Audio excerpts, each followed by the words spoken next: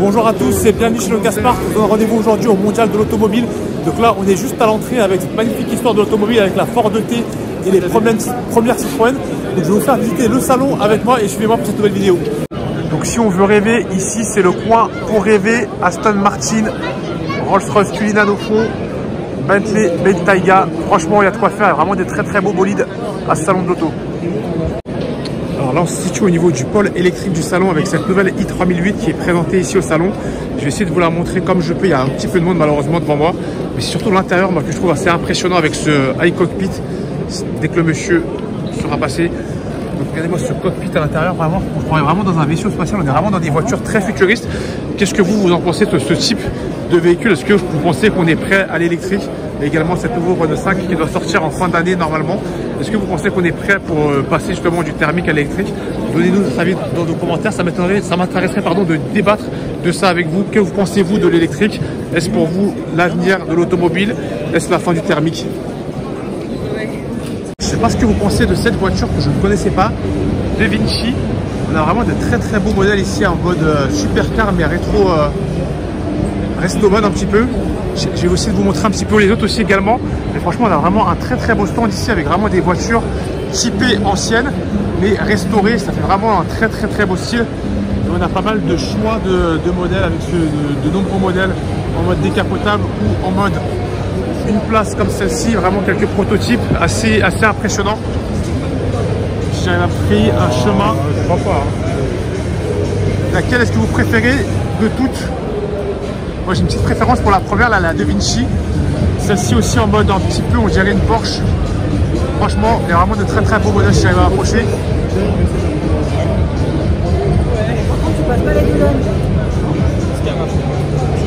Juste ici, on a le stand Matra Racing avec vraiment de très beaux modèles. Matra qui a vraiment marqué l'histoire de l'automobile française, qui a travaillé notamment sur des véhicules comme cette Renault Espace F1 notamment.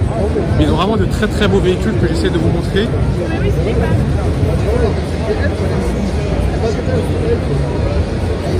Ici on a un stand avec des nouveaux exposants. Je ne connaissais pas cette marque, Forcing. Je ne sais pas, je ne saurais pas vous dire si c'est chinois ou si c'est européen. Mais il y a quelques nouvelles marques émergentes, on va dire, qui commencent à faire leur place ici dans le salon de l'auto. Avec notamment ce modèle là en mode un peu monospace. Là on peut voir un châssis d'une voiture électrique. Pour ceux qui se demandent où sont posées les batteries, donc en fait les batteries elles sont partout sur le plancher, elles recouvrent le plancher les batteries justement des voitures électriques. Et juste là à l'arrière on peut voir justement ce que c'est un petit moteur électrique. Donc du coup ces voitures là ont vraiment très peu d'entretien puisqu'il n'y a pas d'huile, il y a vraiment peu de choses à faire niveau entretien mécanique à part changer les roues, les freins. Mais sinon niveau entretien mécanique il y a vraiment très peu de choses à faire sur ces voitures électriques. Pour ceux qui aiment le luxe, ici on a vraiment une imitation de Rolls chinoise avec cette calandre et cette petite statuette qui font vraiment penser à la Rolls. C'est même le style vraiment, c'est vraiment un style luxueux anglais. Même on va essayer de vous montrer l'intérieur, mais ça fait vraiment penser à la Rolls. J'ai pas vu le toit s'il y a un ciel étoilé ou non. Je vais essayer de vous montrer si je peux. Mais en tout cas, c'est vraiment très ressemblant à une Rolls. Pour ceux qui en ont déjà vu une de près, c'est vraiment très ressemblant. Là, on vient de parler avec un des vendeurs du stand Hongqi Guohua. Cette voiture que je viens de vous présenter, c'est une des nombreuses voitures du président Xi Jinping. Et devinez combien elle coûte? Plus de 1 100 000 €. Waouh, incroyable pour ce modèle-là, plus d'1 million d'euros. Donc c'est le constructeur Hongqi Guohua. Juste là, ils ont leur stand avec leur atelier de personnalisation. On peut choisir les selleries, les couleurs des selleries, des modèles, des carrosseries, etc. Donc ça, c'est vraiment pour les clients qui achèteraient. Ils peuvent passer commande ici et choisir leur personnalisation de la voiture. Nous avons un stand Cadillac. J'ai l'impression que 2024 c'est vraiment l'année de la renaissance de cette marque. Participation aux 24 heures du Mans, des bons résultats d'ailleurs. Et ici vraiment un stand consacré à Cadillac avec pas mal de voitures électriques. Donc Cadillac aussi a pris le pas justement de cette électrification du parc auto. Et eux aussi se sont mis de plus en plus à la voiture électrique pour ne pas se faire dépasser par les Chinois et par Tesla notamment. Alors là on a vraiment la star du salon, le Tesla Cybertruck. Faut que j'arrive à m'approcher pour mieux vous le montrer, mais vraiment c'est le véhicule que je suis venu voir moi personnellement ici. J'attends qu'il sorte en France, j'ai hâte de pouvoir le voir en concession de plus près. C'est vraiment un modèle assez impressionnant de près, franchement on dirait limite un camion plus qu'une voiture. Il a vraiment beaucoup d'envergure ce véhicule, mais j'ai hâte de le voir sur les routes françaises. enfin pu me frayer un chemin. Donc là, on a vraiment un très grand coffre en mode pick-up. Le coffre s'ouvre complètement, il peut totalement se découvrir. Regardez-moi ces grandes jantes. Et voilà à quoi ressemble ce fameux Cybertruck vu de plus près. Waouh, c'est vraiment un monstre. Je me demande s'il sera homologué pour les routes françaises. Donc là, on se situe sur le stand Renault. Pas très grand cette année. L'année dernière, ils avaient fait le coup avec le Rafale. Cette année, ils ont refait le même coup en faisant la part belle justement à l'aviation, en faisant le parallèle entre l'aviation et l'automobile et l'électrification. Juste là-bas, au fond, si j'arrive à approcher, on a une Renault 5 électrique justement qu'ils ont mis justement à côté de cet avion pour faire le parallèle entre l'aviation et l'automobile et l'histoire de Renault tout simplement. Là, ici, on est sur le stand Moc. Je ne connais pas cette marque, je le découvre en même temps que vous. Mais Moc a eu la très bonne idée de ressusciter les Citroën Méhari. On se souvient tous de ce véhicule des années 80 qui était un véhicule mythique de la Côte d'Azur notamment.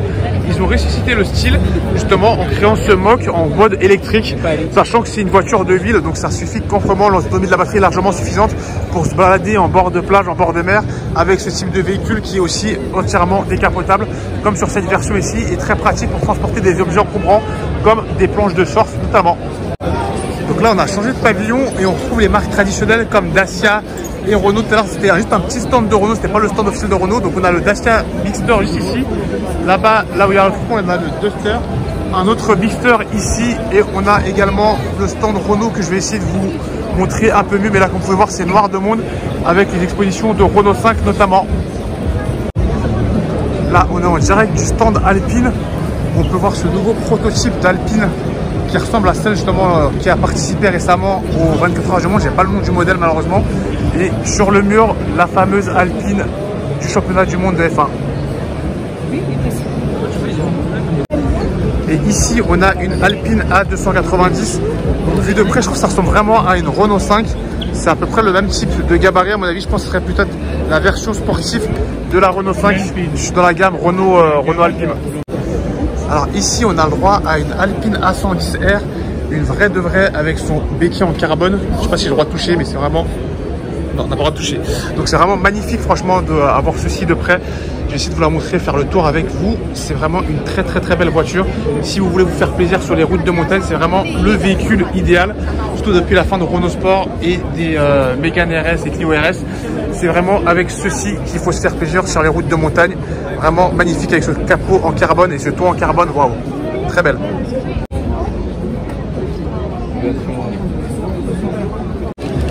Juste ici, on a le stand Kia qui visiblement rencontre un petit peu moins de succès que les marques françaises ou chinoises sur ce salon de l'auto. On a la nouvelle Picanto et d'autres modèles qui devraient arriver prochainement en France ou qui sont déjà disponibles. J'avoue que je ne suis pas un grand spécialiste de Kia ni un grand fan. Donc je ne vais pas vous présenter ces modèles parce que je ne les connais pas moi-même très bien. Et maintenant, nous voici sur le vrai stand de Renault. Ici, on a fait vraiment la part belle au tout ce qui est utilitaire et familial. On est vraiment venu chercher du business chez Renault, j'ai l'impression, avec vraiment pas mal d'utilitaires de présenter en mode électrique ou non. Mais là, vraiment, c'est plus un salon business pour eux qu'un salon de démonstration des nouveautés. En tout cas, ce stand-ci est vraiment orienté plus professionnel qu'autre chose. Donc, il n'y aura pas forcément grand-chose d'intéressant pour nous à vous montrer, à part ces camions. Mais bon, c'est pas forcément ce qui va nous intéresser aujourd'hui. Là, ça y est, on y est enfin au vrai stand Renault qui pourra nous intéresser. Tout à l'heure, on était sur le côté Renault Pro Plus. C'est pour ça que je vous disais qu'il n'y avait vraiment que des utilitaires, que des véhicules orientés professionnels. Là, on a la fameuse Renault 5 électrique qui va venir remplacer la Twingo 3 dans pas longtemps. D'ici la fin de l'année, normalement, ça sera la fin de production de la Twingo 3. Et on aura donc ce modèle qui va donc la remplacer. Je vais voir si c'est ouvert, si je peux vous montrer l'intérieur. Non, malheureusement, c'est fermé. Mais voici comment elle se présente avec le cockpit à l'intérieur. Un petit peu inspiré des Peugeot, je trouve, mais bon, maintenant, je trouve que toutes les voitures se ressemblent de plus en plus dans toutes les façons. Là, ici, on a la Renault 4 qui a le gabarit d'une Renault Capture, donc en mode électrique. Donc, il y a vraiment une grosse électrification de la part de Renault avec des couleurs, des choix de personnalisation assez originaux à l'intérieur avec ces sièges fleuris. Pareil pour le toit ouvrant. Le ciel du toit ouvrant aussi est fleuri, c'est vraiment assez original comme véhicule et comme choix de personnalisation. Je pense qu'il y aura vraiment de quoi faire. Parce qu'on a marqué ici Flower Power, donc c'était vraiment le concept du véhicule. Alors ici on a pas mal de concept car notamment cette Twingo en mode resto mode, inspirée, gérée pour l'avant de la Twingo 1 et pour l'arrière de la Twingo 2, j'ai l'impression. Et là, du coup, ça fait une Twingo totalement électrique. Là, je suis toujours au stand Renault au niveau de la Renault 5. Et Renault propose une solution assez originale par rapport au coffre. Il faut savoir que le coffre de la Renault 5 est vraiment extrêmement petit et il propose ce type de surcoffre, d'extra coffre. Malheureusement, je ne peux pas vous ouvrir, mais en gros, ça permet d'avoir un plus gros volume de chargement et un plus grand coffre.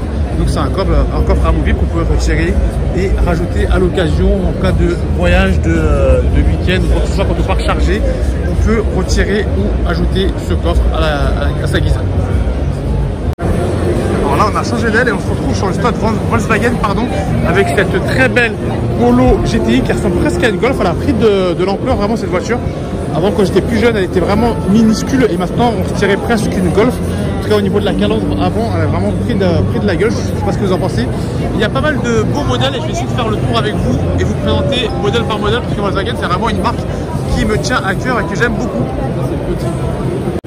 Ici on a le T-Cross en édition Airline, 150 chevaux, moteur ITSI qu'on peut retrouver notamment dans la Golf ou dans le T-Roc. Je trouve qu'il a de la gueule ce petit modèle, il ressemble beaucoup au T-Roc que j'avais loué récemment lors d'un voyage en Italie. Et juste par contre le seul inconvénient c'est vraiment la taille de son coffre qui est vraiment très petit selon moi. Là vous pouvez voir un attroupement devant ce véhicule, c'est pour la fameuse Golf, la Golf GTE. Vous remarquerez que ce ne sera pas la Golf GTI ni la Golf R. La GTE donc c'est la version hybride sportive de la Golf. C'est pas vraiment une vraie GTI selon moi, mais bon, ça reste quand même un modèle assez sportif. Je vais essayer de vous montrer l'intérieur si j'arrive à me frayer un chemin. Je trouve que c'est une voiture qui vaut le coup, en tout cas en GTI ou en R. En GTE, il faudrait que je teste. J'ai jamais testé tout ce qui est électrique de tous les cas de chez Volkswagen, mais c'est quand même une voiture qui a de la gueule malgré tout. Ici, on a la mythique Golf GTI, la première édition, avec ses fameux sièges façon nappe de jardin, j'ai envie de dire. Mais voilà, magnifique avec ce petit levier de vitesse, je ne sais pas si on le voit à l'intérieur, mais vraiment très belle finition. Elle est vraiment bien vieille cette voiture.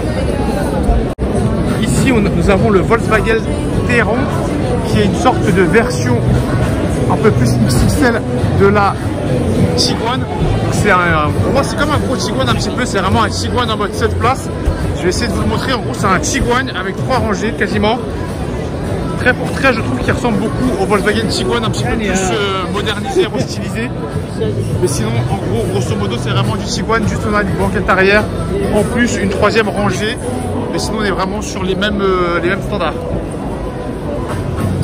Là, je sais pas si Volkswagen ils tiennent quelque chose. Ils ont sorti la ID GTI. Vraiment, elle a la même forme un peu que la Golf, mais en tout électrique. Est-ce que vous pensez que ça pourra remplacer à terme une Volkswagen Golf GTI? Je suis pas très sûr moi personnellement. Est-ce qu'il a vraiment de la sportivité sous l'électrique? Mais bon, pourquoi pas. À défaut, pourquoi pas. Jamais. On se situe maintenant sur le stand Audi qui a voulu rendre hommage à ses véhicules championnes des 24 heures du monde, juste ici avec la Audi R8. Et on a pas mal de modèles, on a des modèles électriques ainsi que du modèle thermique. On sent que chez Audi c'est la transition entre l'électrique et le thermique, mais que le thermique c'est pas encore totalement fini, ils sont pas encore totalement renoncés au thermique, et tant mieux pour l'automobile d'ailleurs.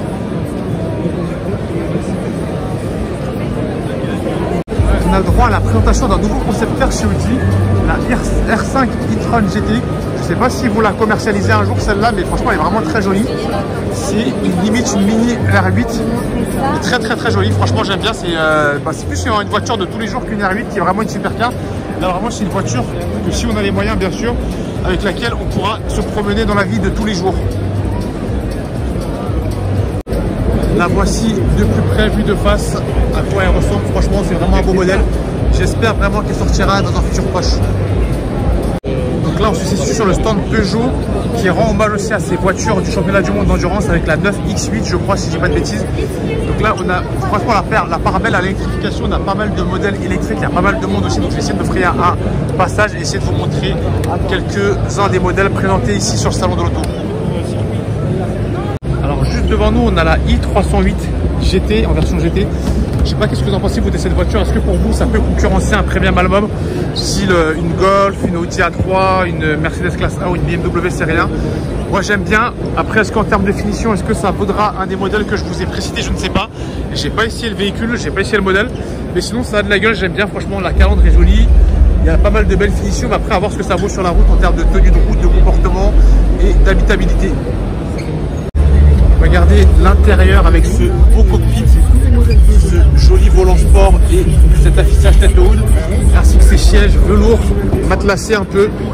Franchement, c'est une belle finition, à voir ce que ça vaut vraiment sur le long terme. Mais sinon, c'est plutôt pas mal. À voir aussi à combien ça sera affiché. Mais si ça a un prix compétitif, je pense que ça peut faire fureur. Sans oublier ce toit ouvrant indispensable pour l'été. En termes de volume de coffre, on est plutôt dans la moyenne de ce qui se fait dans la catégorie, malgré les batteries qui doivent être, j'imagine, sous le plancher de coffre. Ça n'occupe pas trop d'espace et ça reste quand même un coffre assez grand pour la catégorie.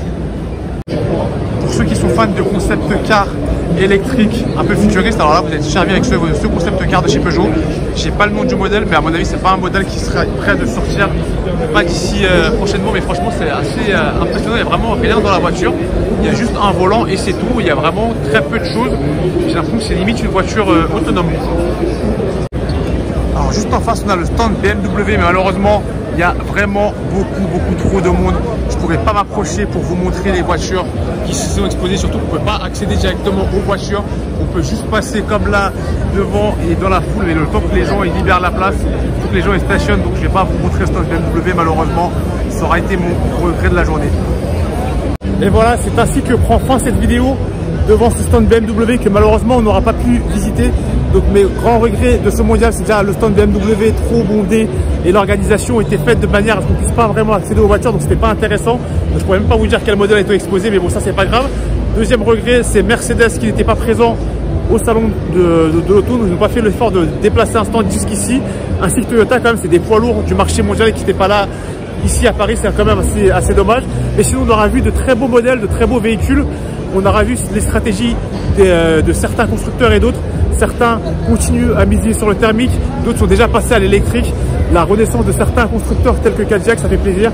Donc ça aurait été vraiment une très belle édition du salon de l'auto.